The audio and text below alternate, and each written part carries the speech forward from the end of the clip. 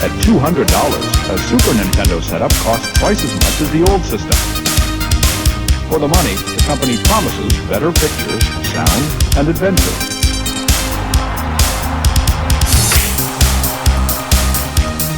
Now you're playing with power, superpower. You're the king, I tell you! The king! Only for Super NES. Only on Super NES.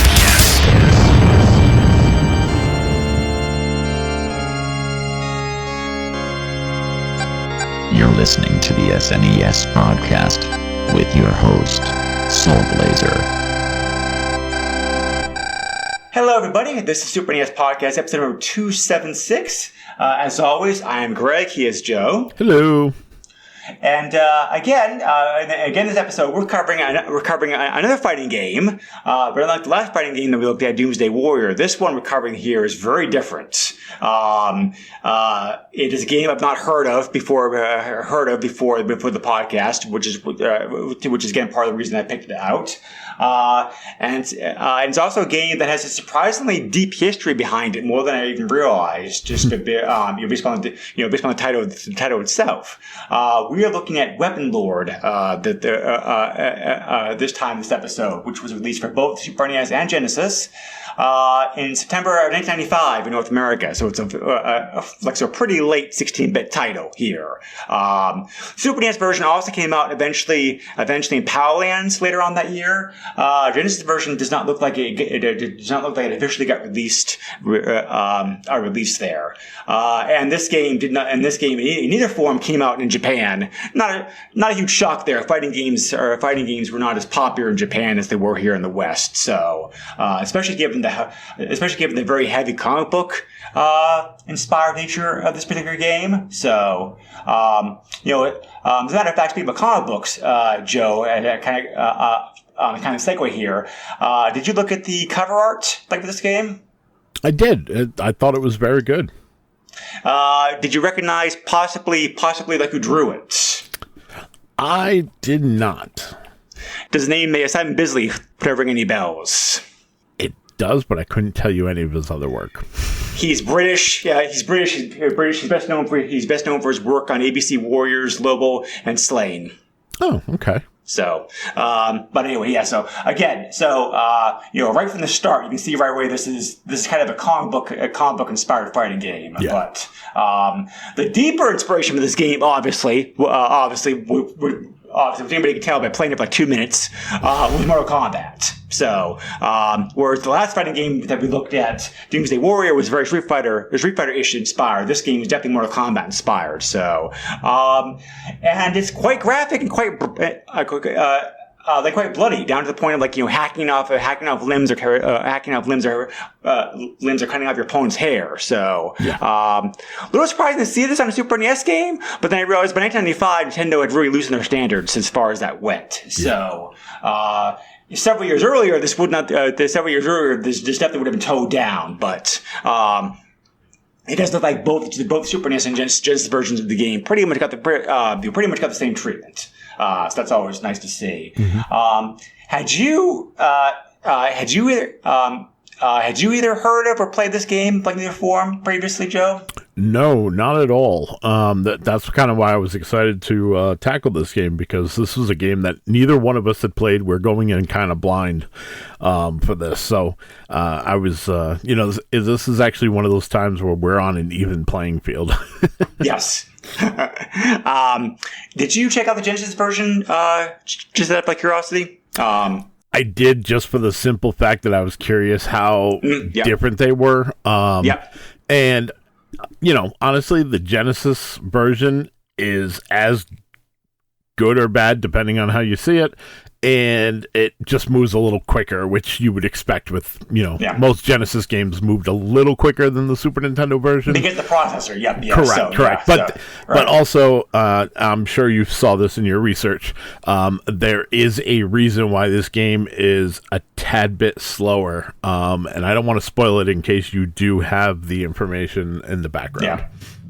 Yeah, the Genesis version actually is no way being as good as it was because the original plan was to make Super NES only. The decision to make to port to the Genesis was kind of made pretty late in development, so they kind of had to rapidly shoehorn that version in to get it up to speed to get it released at the same time, approximately. So that version being almost as good, if not better, in some ways, is really kind of testament to the developers. Yeah. Who the developers are company we've already covered this podcast before, Visual Concepts. So a pretty good developer house who definitely knew what they were doing. So, and I think it shows here in this game. So the publisher depended upon where the game was released. Namco published the game in North America for both Super NES Genesis, but the PAL version was handled by Ocean Software. Not a surprise. Ocean was pretty big in Europe in this time period. So, but anyway, the game itself, as I mentioned before, this is a fighting game. Right away, the graphics scream a very comic book.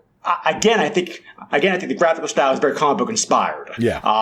They're very dark, they're very gritty. Right away from the opening intro scene, you get that sense, and the really. And again, the heavy Mortal Kombat inspiration comes here because, again, like Mortal Kombat, it's dark and gritty. The fonts used are all kind of like large and red and violent looking. The overall graphical feel, like skulls being used and the backgrounds and whatnot. Given how popular Mortal Kombat was in this time period, it's not really like a big shock. A shocker that they're trying to rip it off. Pretty robust configurations you can do in this game. You have both story mode and arcade mode. Story mode is your typical, pick somebody to go through a tournament to style game. Arcade mode is more like, pick anybody you want to play with. It's more like more loose. There's a versus mode for a versus mode playing against somebody else. And also from there you can select options. There's 3 difficulty settings: Barbarian, Adventure, and Warlord. And for the best ending, of course, you have to beat the game of Warlord.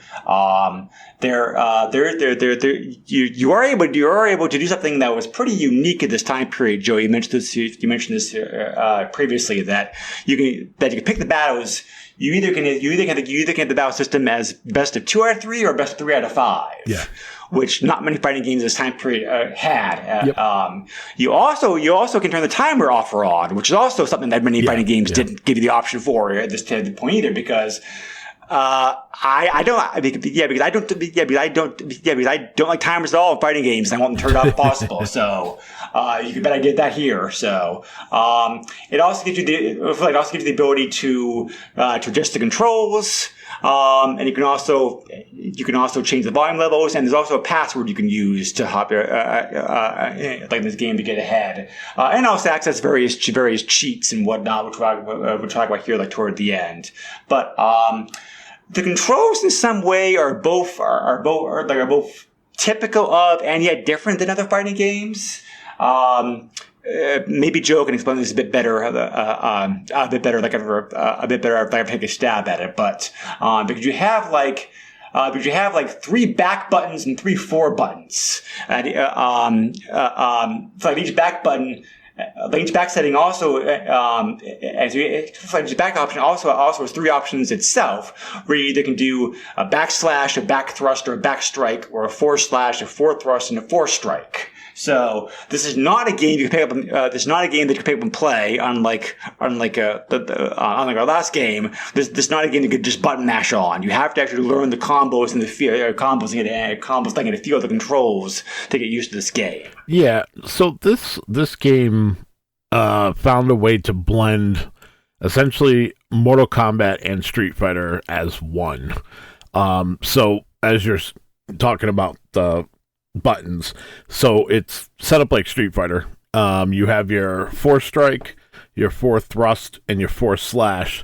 Those are going to be, your strike is your slow attack, thrust is your medium, slash is your fast, and then you have the back attacks that you were speaking of, and those are kind of like going from your punches to your kicks. But same thing, Right. strike, thrust, slash, and then, you have your crouch and jump with the D-pad.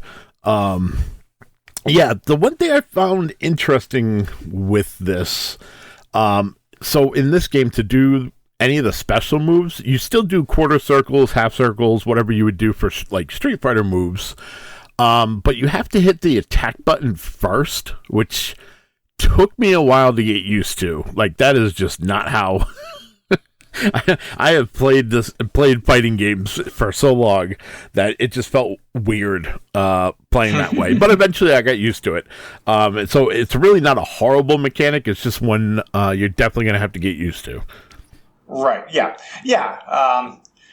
Yeah, for sure. So I do want to talk. I do want to talk about a little bit about the history and development of this game first, before we go to the gameplay. Because I think that there's a lot more history for this game than I realized going to the episode, and B, I think that this it really helps to explain why the game is how it is and how it plays if you know like where it came from. Because the game's lead designers, James Goodard and Dave Winstead came over from Capcom. Together, both those guys had worked extensively on Street Fighter games. So they had a lot of experience of that. So they didn't feel they had a game. So they had a game in mind. They wanted to do a more, as you mentioned a moment ago, Joe. They wanted to do a more Mortal Kombat-ish game, but still kind of feel, keeping the Street Fighter-ish roots to it, and also one of them had and one of the two guys was also a huge fan of Conan the Barbarian. So yeah, that makes sense. So they felt like they didn't have enough creative freedom at Capcom to do this project, so they left. Namco said they had a project they were working on that would kind of fit the bill. So fit the bill, like they joined Namco, actually Visual Concepts, and then so they took over the project and turned it into Weaponlord. However, release date had already been announced. So it was a very tight development schedule of the game, and as I mentioned before, even tighter for the Genesis version, since the Genesis version was tacked on later in the development cycle. They also, from the very beginning, the developers also wanted to support the relatively new X-Band modem service that had just been launched, which I don't think we've ever talked about here in this podcast before. So X-Band was the only officially licensed modem for the Super NES or Genesis from 94 to 97. It did support a number of games. However, this game, Weaponlord, was the only game to actually display the X-Band logo on the box. Everything else that supported everything else supported X-Band was kind of like after the fact. Yeah. But the programmers were very keen to make sure the game worked well with that system. So hence they wanted to make sure they actually put the logo front and center as well too. So because of that, and also because of how large the character sprites are, that definitely influenced a lot of design choices. The game, the game kind of feels a bit slow in playing it because it is designed to be kind of slow. Joe mentioned the Genesis version was faster. The slowness in the Super NES is partly because of how large the character sprites are, and partly because they're trying to keep the latency down low so that the system, the game work well, the X-Band service. 7 characters was all that could be included because of the space limitations. They tried to compensate for that by giving each character a large number of moves. The sprites were developed on a computer, hand-drawn pixel by pixel, then scanned in using Adobe Photoshop. Again, partly because of time constraints, partly because of space limitations. Only one character in the game, Zarek, has his own unique signature fatality. Yeah. Originally, other characters had been planned too, but they were cut out, during development. unfortunately. Also interesting, the game was actually play tested when it was almost finished by installing like an arcade cabinet, like in the Golf Land in San Diego, California, to get some direct player feedback. You don't often hear too often of console games getting like shoehorned into an arcade machine to get like feedback that way. Yeah. So I thought that's interesting. So I mentioned before how there's I mentioned before the high numbers of special moves. There's 9 total special moves each. I've already mentioned I already mentioned fatality moves. They're called def combos here. You also have the ability to do like deflect moves, which are counterattacks and takedowns, which special moves that can knock opponents down like on their back. The controls, I struggled a bit to get used to controls, not only because of the 6-button system, but also because the sweeping moves are done by rolling your thumb like on the directional pad, followed by an attack button, and whereas charge buttons are done by holding down a directional button for 2 seconds, then you got to quickly follow by pushing like in the opposite direction, following by the attack button. So it's a very complex system. Once you get used to it, it works very well. But like I said before, this is definitely not a game for beginner players. You really need to have experience, preferably in both Street Fighter and Mortal Kombat games, to really be able to get the sense of this game, play it well. You have a lot more fighting experience in games, fighting games than I do, Joe. As you mentioned a short time ago. I'm curious to know what you thought overall of the controls, how difficult this game was to approach. Yeah. So you're right. The game moves slow. This is what I hinted at earlier. There were extra frames built into the animation to compensate for the X-band lag that you would have online. So you have a game that is kind of lumbering because it has to. It's not, programming so much as it was designed to be that slow.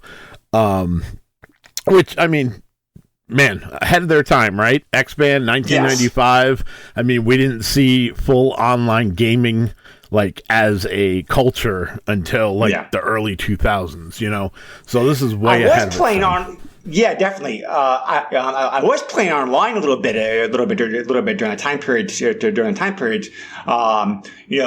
in the early '90s when I was still living at home, we had a modem for the PC, and so I did a few simple simple games that way. I think I also tried Doom once, but Doom didn't run very well over. So, by '94, I was in college with high speed internet. So, the games were limited, but they're limited. But I'd heard of the system, but I never knew anybody who actually had it. Yeah. So same.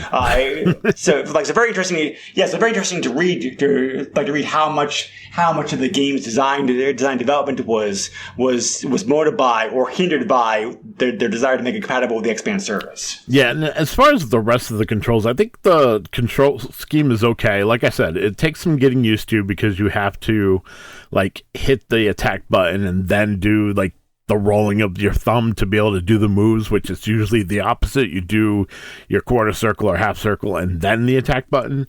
So it being backwards, you basically have to program yourself to not do what you're used to, which is never easy. The other thing that makes this very unique is the parry system. Definitely not something I expected in a fighting game. It's cool that it's here. Timing is everything, which again, the slowness of the game, and I'm not knocking the game for that because I know that was designed to be that way, but the parry system really does rely on that timing. So I think even if this game wasn't designed for X-Band and to compensate for that lag, it would have still been kind of sluggish just because it uses that timing for the parry system. Or maybe the parry system came from them developing it for the X-Band. I couldn't find anything myself when I looked to, confirm or deny those situations that I just mentioned. Right. Other than that, I mean, it's a fighting game. It feels like a fighting game. Like you said, it's very comic book inspired. We'll get to all that when we get to graphics and all that. But ultimately, I'm going to sit here and I'm going to tell you, this game's hard. No ifs, ands, or buts. All right. Yeah. At first, I was like, oh, well, maybe it's because it's slow and I'm just not used to it. And like the way you do the special moves is different. Even button mashing your way through this game is hard. It is definitely wants you to learn the mechanics. It wants you to be able to use the mechanics. And it expects you to execute those mechanics very well to be able to beat the game. I thought that they gave us a wide variety of fighters, at least uniquely looking. Unfortunately, as Greg alluded to, because of the kind of short, rushed cycle of this game, your 6 fighters are all essentially the same. They have the same kind of specials. They have the same kind of attacks. They all have the same cut your head off. If you're lucky to match the button at the right time, you can then slice the head in half again, and then you can like stomp on your opponent's chest and like split them up even more. This is clearly a response to Nintendo censoring Mortal Kombat and how that did. We could sit here and say it did miserable on the Super NES, but the reality is, even with the censoring, it was still popular and it sold well. But this is Nintendo going, yeah, absolutely, bring all that stuff. We'll take it, because now they're trying to get customer retention back.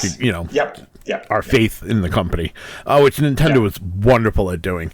They like to build bridges. They let us walk over those bridges, and then they burn those bridges, and then they build them back up, and they say, "Oh, come back over. We won't do that again." We're kind of in that, a little reality based. We're kind of in that right now with the Switch too. They built that bridge with the Switch, and then they burned them, and yeah. But anyways, so overall, I mean, I like this game. I would like to spend more time with it to give you a definitive answer of whether I would recommend it. I will say check it out. I didn't look at prices this time around, so I don't know whether it's affordable and worth it. I'm going to say it's all right. Okay, so I'm going to tell you to emulate the thing so you can at least try it out, understand what we're talking about, and then make that decision yourself whether you want to buy a physical copy. But yeah, I mean, gameplay wise, I mean, it was trying to do something new. It did it. Context is very important as well. August of 95, Killer Instinct was out. Yep. And then this was released, 2 months after? You said October? A month later, September. Okay, so a month later. Yeah, I mean, most people are playing Killer Instinct because they had the arcade experience. I don't know any person our age that doesn't remember walking into the arcade and hearing that ultra combo, like out of nowhere. Like that cabinet was so obnoxious, and it was designed to be that way.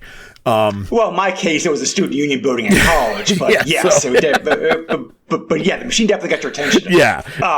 And now we would have that at home on the Super Nintendo. I mean, this Killer Instinct was the game that made me jealous that I did not own a Super Nintendo. So, it was a significant game, and I don't know, I feel like this game coming out only a month after, I should have known, thinking now that the prices might be up pretty high because probably nobody really bought this game, unfortunately. Yeah, the game, Yeah, the game definitely like did not sell very well for several reasons. We're going to talk about reviews here in a moment, because several magazines did review it back when it came out. Yeah. But for various reasons, the game didn't sell very well. Joe already touched upon like one major reason like why it didn't. The developers were hoping to be able to make a sequel, but of course the game, the game's lack of, the game's failure to have a commercial success, kind of like killed those plans. Yeah. But the developers also said the developers also kind of blamed it toward be the end of 16-bit lifespan, but late 95, not really. I mean, like, they were starting to get a bit long in the tooth, but some of the best Super NES and Genesis games still came out in like 96, 97. So also, Killer Instinct dropped a month before and did gangbusters. Yep. You know what I mean? You can use that argument, but it's not a very good one. Yeah, exactly. So, however, a lot of people have argued. It's never been officially confirmed by Namco, but a lot of people have argued that Namco directly either took inspiration from or stole ideas from this game when they developed their Soul Edge and Soul Calibur games. I put that in here because I totally look past the fact that Visual Concepts are the ones who designed the game, but I literally put like this is clearly a stepping stone towards Soul Calibur. Yeah, I mean, it very much feels like an alpha version of Soul Calibur for sure. Because there is, and that's the other thing I forgot to mention. Sorry. The other cool thing that this game does is you can break your opponent's weapons, which will help you obviously in combat big time. And that that mechanic there just kind of that's when I made that connection. I was like, I was like, you know what? I was just thinking about like. That's crazy, but yeah. You also get different endings depending upon if the opponent was either spared or killed, which a lot of which Mortal Kombat. Correct me if I'm wrong. Mortal Kombat never did that. No. So it's interesting. It's interesting to see where the developers spent their time with it. Spend their time in precious memory space on versus what they didn't. So, it's very curious to see, they included this, but they left this, and this out. So, it just about like priorities, I guess. It's very interesting to see that. Yeah. So I really felt like, prime example, Zarak, the final boss, having his finisher completely fleshed out, but none of the other characters, like it very much felt like, yes, this was a rushed development, but also it was like, this is the first game of many to come, so we can leave that out because in the sequel we can then refine and add these things to the other characters. And obviously, unfortunately that didn't happen for them, but that I clearly see that that's where they were kind of going with that. Yeah, and speaking about Zarak, if you do finish the game, you're given a password so that you can play him in story mode. Yes. So, which is a typical fighting games like this time period. Yeah. So, we didn't talk about the story. There's not much to say here. It's a very typical Mortal Kombat comic book style inspired story. So, pick one of the 6, save the world, beat Zarak. There you go. Yeah, pretty much. That's pretty much it. So, yeah. We talked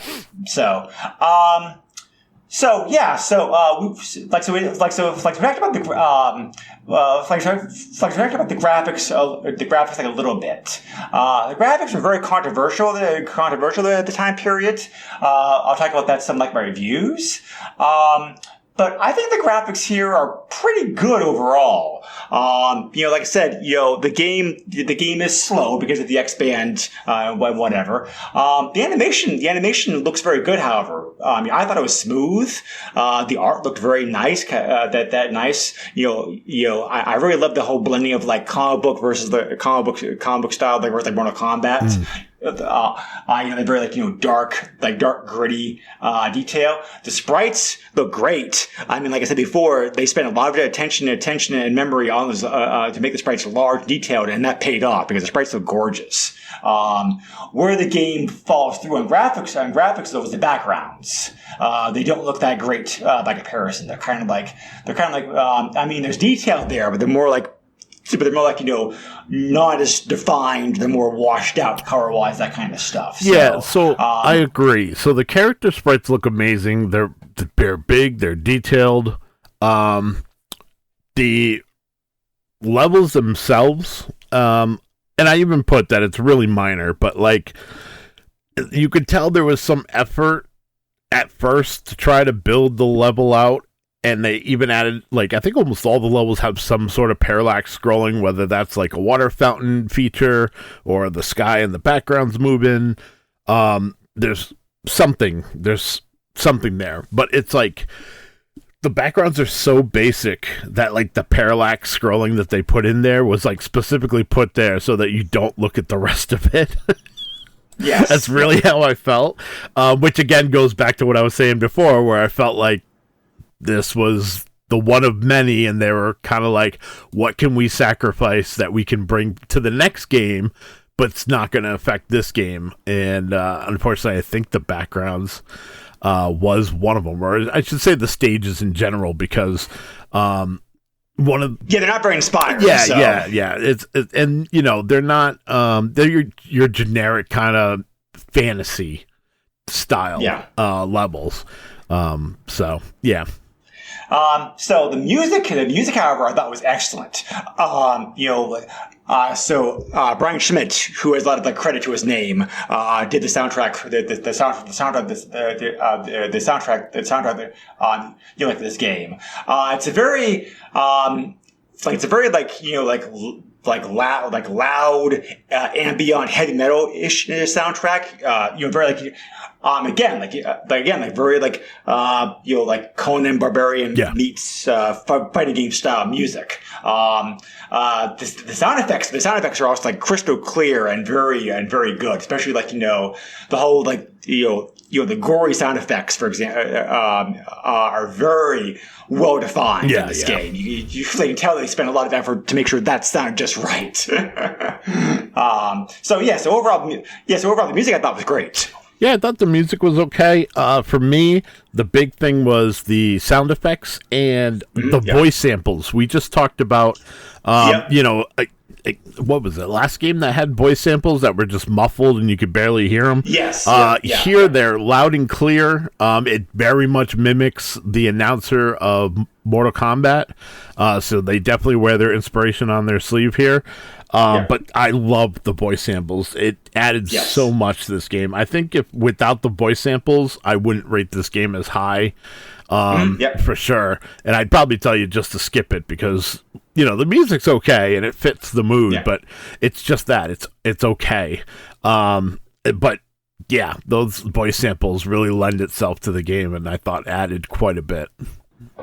So the sound effects definitely go hand in hand. We're talking about the graphical violence here for a bit more because like I said, the sound effects are most clear about the graphical violence stuff.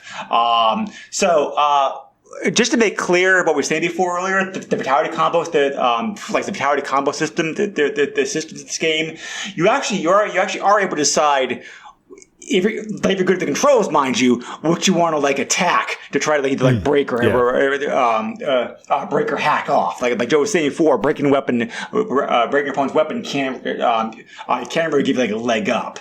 And you're also able to decide the order of doing those things too, as what you want to. It's very adult. I don't think it's over the top. I think it's it's respectful. I know it sounds weird to say, but it's respectful in the sense that it's respectful for its audience. Yeah. It knows that they know teens and adults are playing the game. So it's it's graphic, it's dark, it's bloody, but it's not gore for the sake of gore, if that makes sense. The fact this game got a teen rating is amazing to me because the fact that there wasn't, for the simple reason the mature rating didn't exist yet. It's like 95. Yeah. You had that rating been out, I'm sure this game would have gotten like the M rating instead. Oh yeah, for sure. But and again, the fact that Nintendo allowed this on their system is just mind blowing to me. That because I think this may be the most graphic game I've seen on the system. There may be one or two other games out there I don't know about or haven't played yet, but for the games I know, for the games I've played, I was really shocked at how much like blood and violence and graphical squeamish stuff there was in this game for sure. Yeah. So there is a game that we're going to look at later on this year that came out, I think, in 95 as well, that also pushes that envelope. So this is definitely one of at least two games I can faithfully say that we will definitely be talking about the gore and violence for sure. How'd you feel overall with the gore and violence, Joe? Did you feel it was well done, or did you feel was it needed, or what was your opinion on it? No, I felt that it fit the, they're going for that barbarian fantasy vibe, and to a point, I believe that gore and violence needs to be there, and I think this game definitely hit the mark. Do I think it's kind of ridiculous that, after you lob your opponent's head off, you can, try to time the button, slice cut the head in half again? Yeah, that's kind of ridiculous, but also, that's a fun mechanic. You know what I mean? I can't knock them for that. Yeah. Besides, by now, you were doing a lot more, wasn't Mortal Kombat 3 out by this point as well also? So I think you were doing a lot more in that Mortal Kombat game. Absolutely. So, you're knocking people into trains, so I mean... Yeah, exactly. Yeah. So, we also mentioned before the difficulty. The difficulty is not... The difficulty... We mentioned the difficulty for a reason. The AI in this game is very difficult to beat. Yeah. I don't think it's cheating AI either. I think it's just I think it's actually very well programmed AI for a fighting game. Surprisingly enough, it's the game still felt fair to me. It's I struggle with it big time, but I struggle with it because of the combination trying to get used to trying to get used to combos, the controls, along with the AI being relentless attacking you while you're trying to do it. So it's a very difficult game. You definitely would be advised to start off by using a difficult level. But yeah, the game felt fair to me. It didn't feel cheap. I didn't see any hit detections. Seemed fine. The combos landed correctly as they should have. Once you pull them off. All that stuff. So it's a very good AI for a fighting game, I thought, actually. Yeah. The difficulty in this game is, like you said, well programmed AI, and what that means is that all the mechanics that are available in this game, the AI opponent actually knows how they work and can execute them correctly, while you are fumbling with the controllers trying to figure it out. The more you play, the better you will get, and the easier the AI will seem.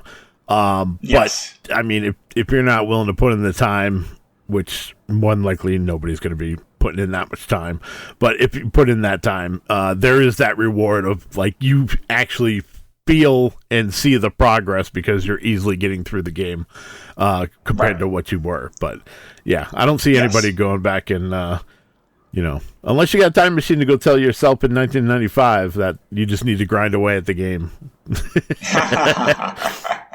Right. So and if you know what you're doing with the game, it's fairly short to play. Very short. The playthroughs of this game online are actually about 20 minutes.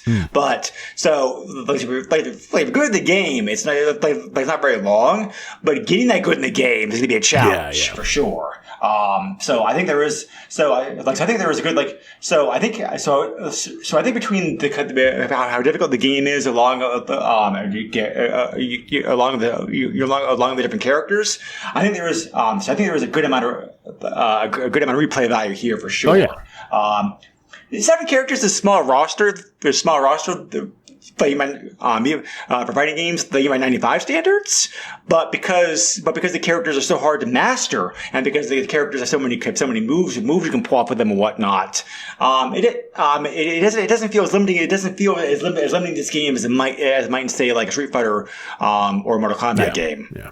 But anyway, I mentioned before this game is divisive. That's putting it lightly. This is definitely one of those few. There's definitely one of the most mixed games on both Super NES, like, and Genesis. There are people there are people to this day who love it and defend it, and there are people and the folks like today they hate it. So and reviews of the game back then were divided as well too. For example, when AGM covered the Genesis version of the game, which Genesis version, mind you, but it is very similar to Super NES version, they split. Two of them gave the game thumbs down. Two of them gave it like thumbs up. All game gave the Super NES game version pretty high marks, like 4.5 out of 5. Next Generation also gave it like 4 out of 5. GamePro gave it a negative review. I didn't see on here like what score they actually gave it at, but and there's pretty much the same positives and negatives here that we already talked about here. Like in the like we're talking about the game.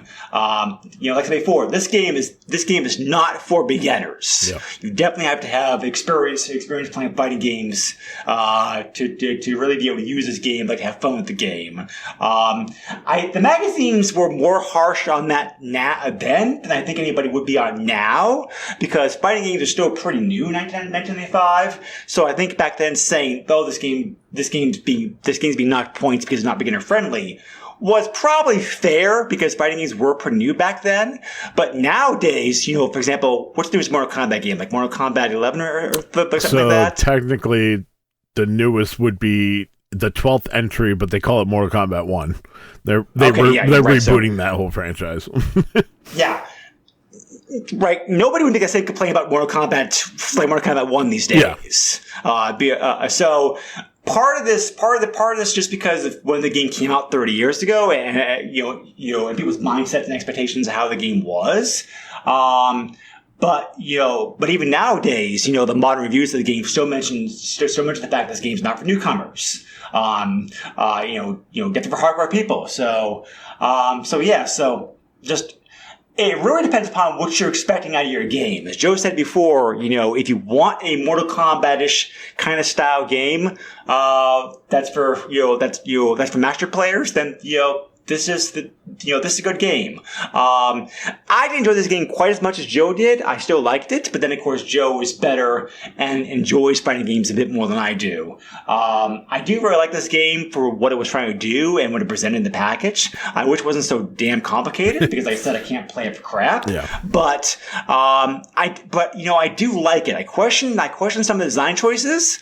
I would like to have seen I would like to see what this game could have been like if they had the time and the memory to program what they wanted to make in the first place. But because and I do question some of the design choices made in this game. However, I think overall, like Joe said, if you're an experienced fighting game fan, if you enjoy like Mortal Kombat or Conan Barbarian style games or whatever, then this one's definitely worth checking out. Because the rights are split these days, Namco published the game, but Visual Concepts, which is now owned by 2K, has the actual programming rights. This game has not been re-released and probably will not get re-released anytime soon. Yeah. So, emulation or picking up a physical copy of the game is your way to go. We'll cover car prices later on. They're not that bad, actually. Actually, like the game didn't sell very well. So, but anyway, So there are cheat codes and secrets. There are definitely a bunch of passwords you can use to give you a leg up. training and play a new game. Various passwords include like Death Strike always being active, slow motion gameplay, like even slower than it already is. Your opponent starts the fight with like low health. You're given a password like every level. Also you can have like various passwords, of course, for like, this person's dead, this person's still alive, and this difficulty, whatever. So, there is a secret third ending for Zarek that you can also get. You have to perform, you have to first enter a special password, and then you have to perform a fatality, for like the last boss, to get it. So, not the easiest thing to unlock, for sure. There's also code you can use just to give yourself like a random fighter. If you want to have a little bit of wild card factor in your gameplay as well. So I mentioned prices. Considering the fact that this game didn't sell great, it's cart prices only are pretty cheap. CIB, of course, is where it gets more expensive, but there's not really a lot of demand for this game. I'm guessing because cart prices are pretty affordable by Super NES standards. These are always North American copies. These prices include shipping. 35 copies of the game were listed on eBay. As me doing research, 16 copies of the game had recently sold. Cart prices sold anywhere from $16 to $35. So it's not horrible. Not bad Super NES.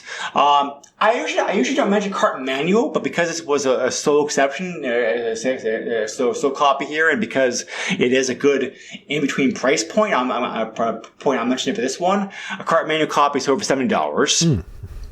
And then 2 CIB copies in pretty good condition sold for $100 each. Okay. And there was even a seal copy of this game that sold recently for a pretty cheap by Super NES standards of seal prices for $395. Okay, so not horrible. Yeah. So, not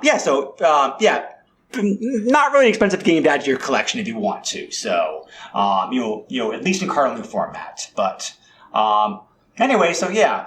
Weaponlord, very interesting game. Like Joe said, I think it's definitely was a very interesting stepping stone into like later games, like the Soul Edge, Soul Calibur games, et cetera, et cetera. So, be interesting to see if a remake of this game ever came out, though. Or they made a game similar to this style, because even Mortal Kombat games, even nowadays, are not quite like this as far as the actual gameplay and graphical style goes. So, it would be interesting to see something. It would be interesting to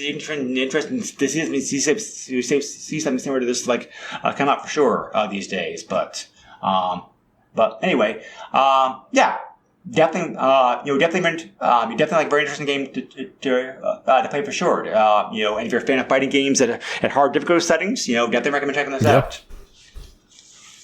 Anything else you want to say about this game, Joe, to wrap things up? No, I think I've said all I needed to.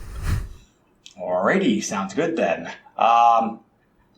Next time in the podcast, we're covering like an easier game for sure. Definitely definitely a style game.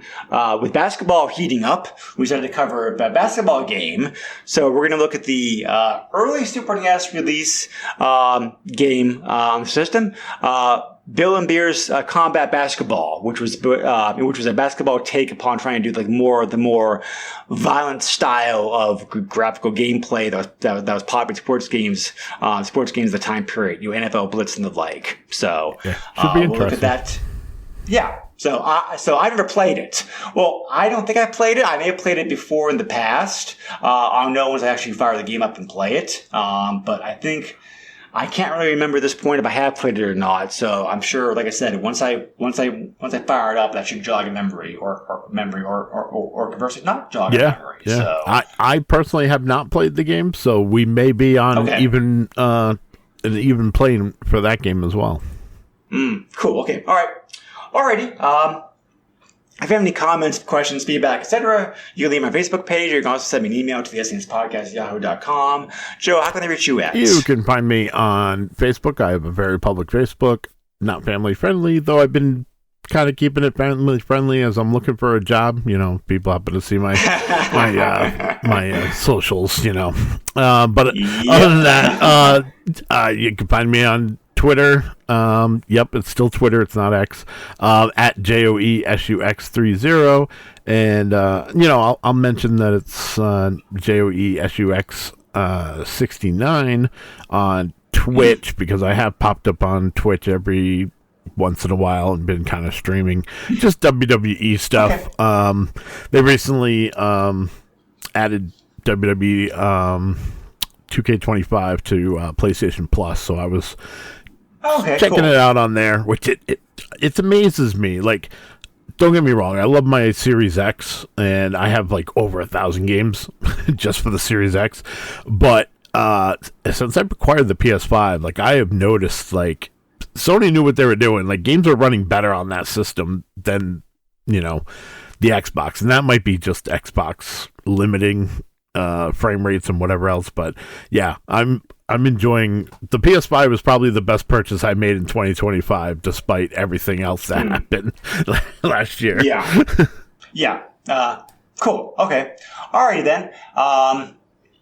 As always, thank you for listening to us. We'll see you again next time. Stay safe, everybody. Be well, and we'll catch you all later. Bye. Nintendo controls 80% of the video market. But no matter how you play the game, or which game you play, things definitely have come a long way since Pac-Man. Now you're playing with power. Super power.